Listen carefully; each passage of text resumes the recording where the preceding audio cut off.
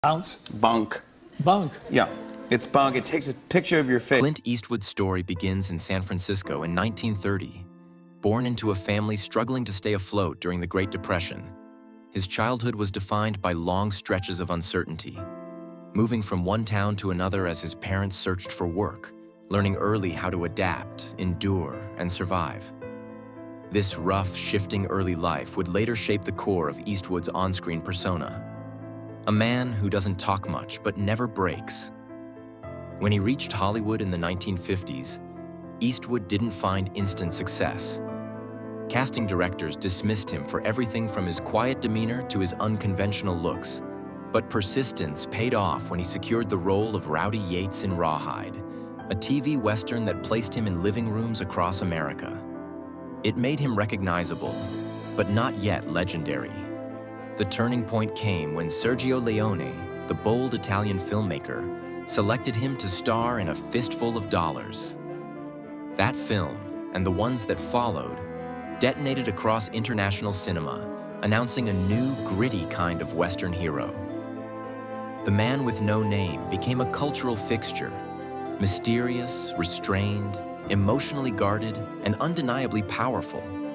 Through the 1960s and beyond, Eastwood became the face of a changing definition of masculinity.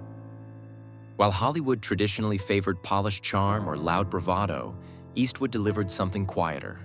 Men who lived in silent conflict, who carried regret like a shadow, who chose actions over speeches. The good, the bad, and the ugly, and for a few dollars more, turned him into a symbol, shaping not only the Western genre, but the kind of leading man audiences expected for decades. Yet Eastwood's public image has never been limited to the screen. His political views, often at odds with mainstream Hollywood, thrust him into a storm of criticism and admiration. Supporting conservative leaders and delivering his headline-making empty chair speech at the 2012 Republican Convention cemented him as one of Hollywood's most openly political figures. For some, he became a voice of honesty. For others, a relic of outdated ideals. Either way, he was impossible to ignore.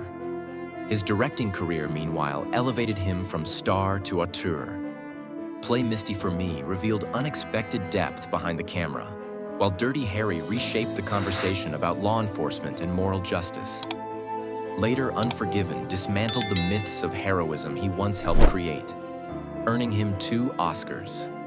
Films like Million Dollar Baby and Mystic River exposed his fascination with flawed humanity, tragedy, and the quiet moments that define a life.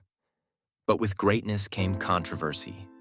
Gran Torino sparked debates about racism, language, and cultural tension. American Sniper ignited national arguments about patriotism and war.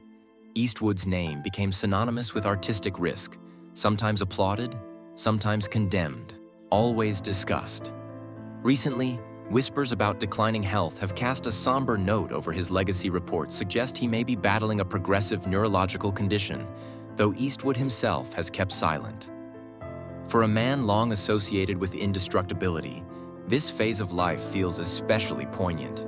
Still, his imprint on cinema is permanent. Clint Eastwood remains not just a movie star or a director, but a symbol of endurance, shaped by hardship, defined by conviction, and remembered for generations.